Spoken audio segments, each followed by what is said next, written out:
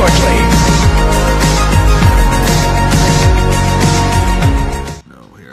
Hey, there we go. Hey, here we go. I'm trying to do something. I'm going to turn this up a little bit. Sorry about that, everybody. All right, we're going to see how far this goes here, see if my connection holds, but I can tell you I've got the hotspot right here.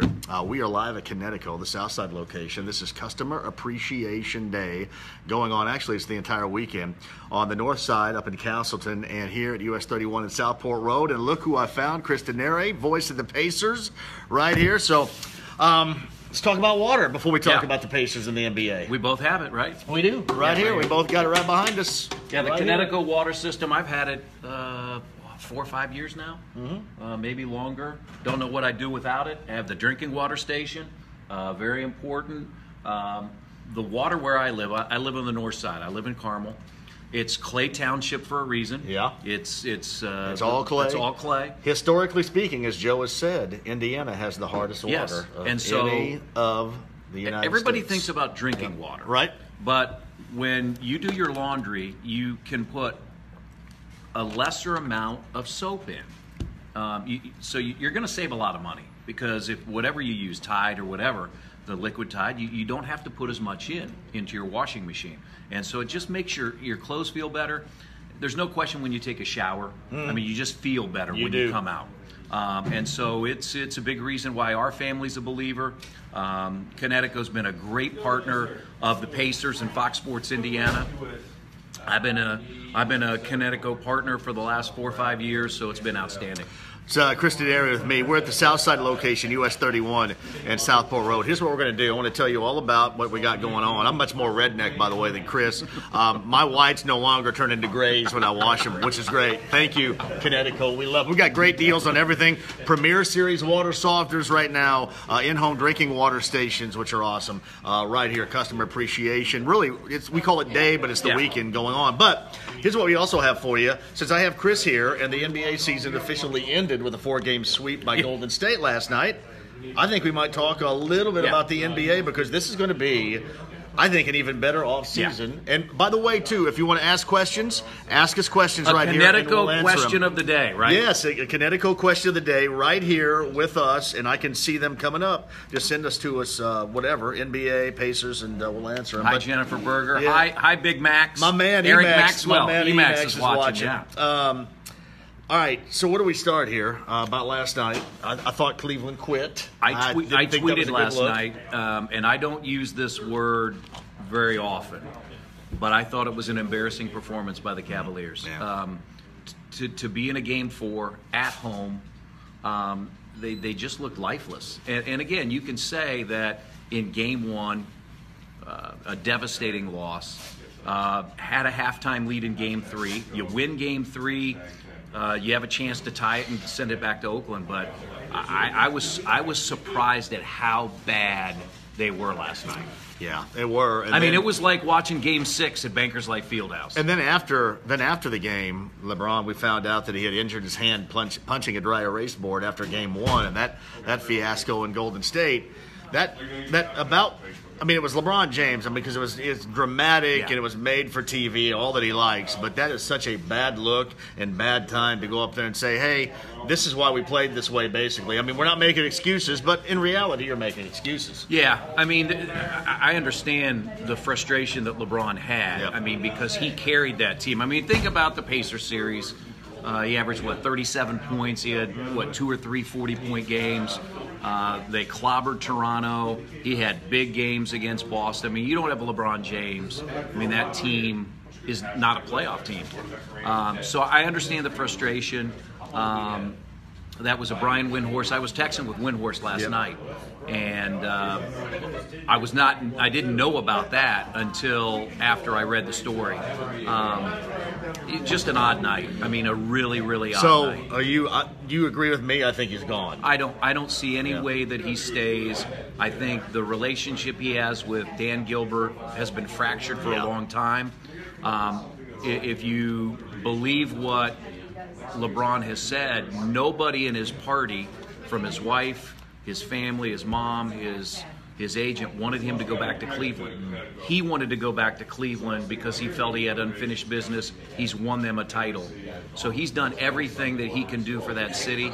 I just don't see any way that he stays. But I've been surprised before. And we'll talk about some of those destinations in a minute. That's Chris Denari, JMV. Southside, US 31, Southport Road. Time to get in here. You can take advantage of the deals on the Premier Series water softeners, the in-home drinking water stations. We're with Kinetico. I got a question. Ryan Lee Henson writes this. Do you think Golden State can win 2 or 3 more years consecutively? Well, I do think they're the most talented team, but let's not forget that they were a Chris Paul non-injury away from not going to the NBA Finals. I think if Chris Paul is healthy, that Houston has a chance to win that series. Now, Golden State is very, very talented if they keep all these players together. Kevin Durant has said, told Rachel Nichols of ESPN, he's coming back. He's going to sign a long-term contract. Steph Curry is locked up. Klay Thompson the year after next. If you're Klay Thompson, why would you leave? And you know what? And he's perfect for that situation because clearly he's satisfied with winning and being a player in this. And, well, that takes a special type of guy. That's why I like him so much because he fits well into that and just wants to win games. I mean, you average 20 points per game. Yep. You fly under the radar. You hit big three-point shot after three-point shot because you're so worried about Durant and Curry. Then all of a sudden, Klay Thompson is open. I mean, I know that his dad won titles for the Lakers. You could see him at some point going back to Southern California, but why? I don't see why you would do that. I don't think he does. I would love to see him here. We can't talk about that, but I would love to see him here, but he's not going to be here. That's a pipe dream of mine. All right, go back to LeBron James for a minute. He is going to be the huge key in the offseason. What do you think he ends up? We know Philadelphia's situation with Brian Colangelo. He is out. They may end up bringing David Griffin in. David Griffin was the guy at the Cavaliers that ran them and then kind of got punched out by Dan Gilbert there. Is Philadelphia a spot where maybe LeBron can land? Well, I was listening to 10-7 of the Fan driving from the north side to the south side, and they had Bobby Marks on from ESPN. He threw out a wild card of San Antonio. Yeah. Now, the San Antonio thing would have to happen similar to what Houston did with Chris Paul. Is you'd have to sign him or you'd have to opt in and then trade. Philadelphia, I've gotten to really appreciate David Griffin, listening to him on NBA TV, listening on NBA Sirius XM radio. If you were Philadelphia, why would you not swing? Because LeBron James had a good relationship with David Griffin, and that could happen. Yeah, that's probably one. Houston is another one on the list too. Oh, you mentioned Chris Paul. Chris Paul wants a max-out deal someplace. That means he's going to be 37 years old, getting paid $40-some million. That's a little tough to see. But I think Houston's a destination, and then we'll see where former Pacer Paul George goes, and maybe if he and LeBron end up with the Lakers. I mean, the neat thing about what's happened, John, about the NBA is it's a 12-month story now. Yeah, it is. Because we're going to roll into the draft in 2 weeks. Then you roll into free agency and you roll into summer league. And really the only off month is maybe August. But last year, that's when all the Kyrie Irving thing happened. So I think it's going to be very fascinating. A lot of people look to 2019. That's when there's more money available and more high-level free agents. But I think this summer is going to be very fascinating to see how teams structure contracts, how teams load up in both the East and the West. Because if LeBron's out of Cleveland, it puts the East in play now because he's been to the finals, 8 straight years. 4 straight with Cleveland, 4 straight with Miami. That's the voice of the Pacers, Chris Denari. We're at Kinetico on the South Side today. A little special edition on Facebook Live. Normally this is Drop-Off Line Sports with my daughter, but we're doing it here because we have time and we want to talk some Pacers. Now, if you want to give us questions, we'll read those questions and we'll answer those questions too. So Facebook Live right now, and if you want to ask some questions, we will answer those. This is a big offseason for the Pacers to build on the type of season they had last year. What's the first step you think we might be talking about here now that the offseason is officially here? Well, let's go back to Thursday night. Thursday night, the first time I had seen Miles Turner in the last month. He looked much stronger. Yeah. There's no question about that. He's doing some boxing. He's doing some yoga, but he's also lifting. And I thought he looked much bigger than we saw him when he left April the 30th. So I think one of the key things in the offseason is his continued development at 22 years old, getting bigger, getting stronger, and being able to do more in the post. Now, the one thing, John, we all know about the NBA, it's not like you throw the ball in the post anymore and just with your back to the basket you go to work. But you do need some strength in there. And I think the development over the summer of Miles Turner and Domas Sabonis, I think, is going to be huge. I was in the dugout on Thursday night with Kevin Pritchard. Victor Oladipo, a month out of the regular season, has told KP he's in the best shape of his life right now. Yeah. So he's in better shape now than he was. Because he went to work immediately. Yeah, too, he went to work immediately than he was during this regular season when he was third-team All-NBA, first-team All-Defense, and he's going to be most improved, right? Yeah. I mean, there's no chance that Clint Capella or Spencer Dinwiddie wins that award. So Victor Oladipo is going to work because he wants to have even a better year than he had this year. It's amazing. Thad Young is something. I'll give you a great example. Let me go back here for a minute. I think it was Jennifer that had this. How soon does Thad need to decide to stay or go? I think it's June 29th. The Pacers have a number of key dates coming up. Thad Young has a date to decide whether he opts in or opts out. Lance Stevenson is a team option. I believe he is the first decision that the Pacers have to make, Lance Stevenson. Then you also have Bojan Bogdanovic and Darren Collison, who have 2-year contracts, low guarantees in the second year.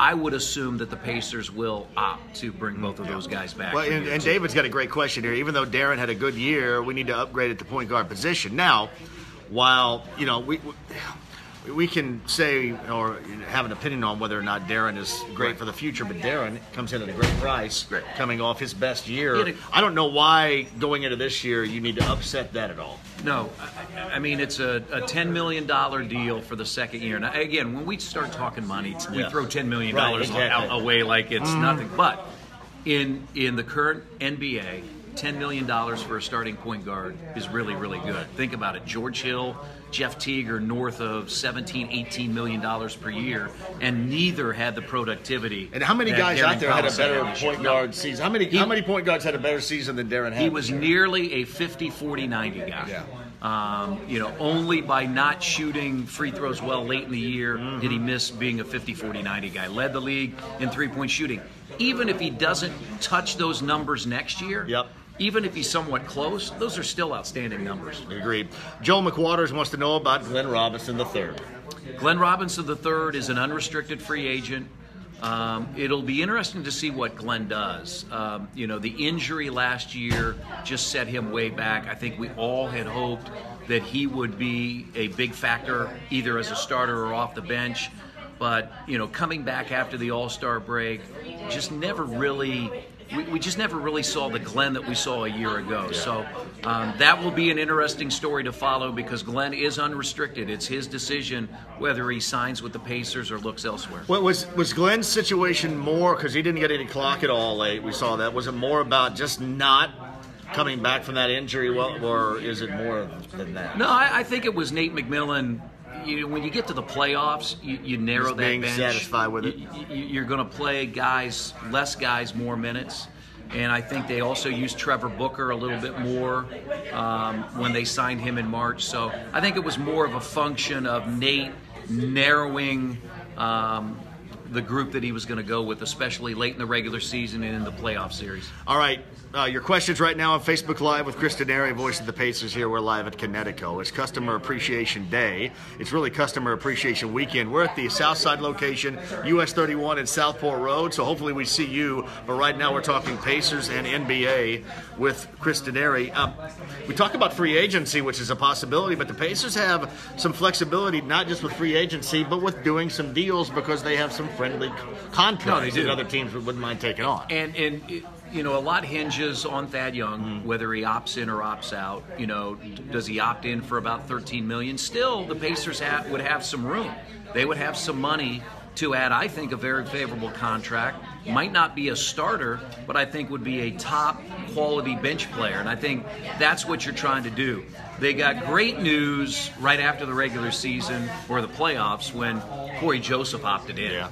And I know the Pacers are ecstatic to have Corey back. So if you have Corey back, if you have Lance back, you have Domas back, I think the key position is that small forward. I know Trevor Booker wants to come back. Yeah. He wants to be a part of the team. He flew in from Charlotte for Miles Turner's celebrity softball game on Thursday. He's not even under contract. That tells you how much he liked being a part of the Pacers. Let's say you're able to bring him back in some form. I still think you need that small forward, that player that can play the 2, 3, maybe the 4, that gives you some versatility defensively, but that can also shoot the ball. And that's what Kevin Pritchard and Chad Buchanan have made a priority in the offseason. More guys that can shoot the ball, because this is a three-point shooting league. Yep. Kevin Pritchard mentioned over and over to me when we talked after the season, two-way players. I talked to one yesterday who worked out, and really, if you see who they brought in, there have been a lot of two-way players that we think can make the transition from college to the NBA. I talked to Dante DiVincenzo of Villanova yesterday, who had that great championship game. Just an outstanding interview. I don't know if he's going to make it down to 23. He might be gone by then, but that's an interesting prospect for the draft. Yeah, I think I saw something where Dante feels like he's going to go somewhere from 18 to 60. See, I thought he was going to, I would say 15, that's 15 what I would to 20. Think. I would think with his workouts, the way he played at the Combine, with how versatile he is, I think we saw he's a pretty good defender. Yeah. Now, we know that guys have to get bigger. I mean, case in point, when I watched TJ Leaf at UCLA, and I saw him play live at Pauley Pavilion last year. He looked big and strong in the college game. He gets to the NBA and you see how much work he needs in the weight room. The same will be true for Dante DiVincenzo, but the guy is so skilled and he shoots the ball so well, and that's where the NBA is going. You've got to be able to spread the floor at all times and have willing players that can shoot the three, but that can also make the three. Joe Arnold asked this, Chris, where do I get a pair of those shoes Trevor Booker rocked in the postseason? That was the Reggie Miller choke shoes. Well, I think they've been auctioned off. They were up for auction on Pacers.com, so somebody owns those shoes right now. Corey writes this, Thad's energy all season was excellent. We can't lose that, and Booker always had the best shoes. So. Yeah, that's the thing about Thad Young is there's so much that he does, John, that's not even in the box score. He's a good defender, really good defender, great leader, and I think that's going to be so important going forward for the Pacers. One of the reasons they had great success this year is because this was a great group. They had great chemistry. I know sometimes we just throw that out. Yeah. We just throw it on the wall and say camaraderie, chemistry. Right. This was real. This was genuine, and that's why they were so good. Tom Spalding writes this, my 9-year-old asked if PG-13 could come back since the kids. Tom, I'm sorry. With all due respect, your 9-year-old. I don't feel those questions about that. But no, we don't go in that direction with such questions. But thank you very much. By the way, we can read your questions here. I have the means, Facebook Live with Chris Denari. Let's see if I missed anything back here. Brian Hageman asked this: is there a free agent out there that would make a nice fit with this team? It's tough because, as Chris mentioned, the free agent pool is pretty dried up, but there are some of interest. There's a guy out there that I like. He's been a sometime starter, but he's primarily come off the bench, and that's Will Barton from Denver. He was starting when Gary Harris was hurt. He has opted out, so he is a free agent. And he's always he's really done it to the Pacers. He made, I looked yesterday, he made, I think, $3.5 million. But I think he's looking for something north of 10 or 12.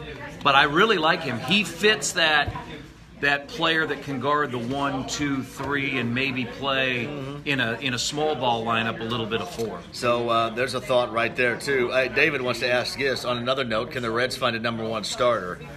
Hey, you know, this entire rebuild process, we both love Tucker. He's like the third amigo of the 3 Kinetico Water amigos here.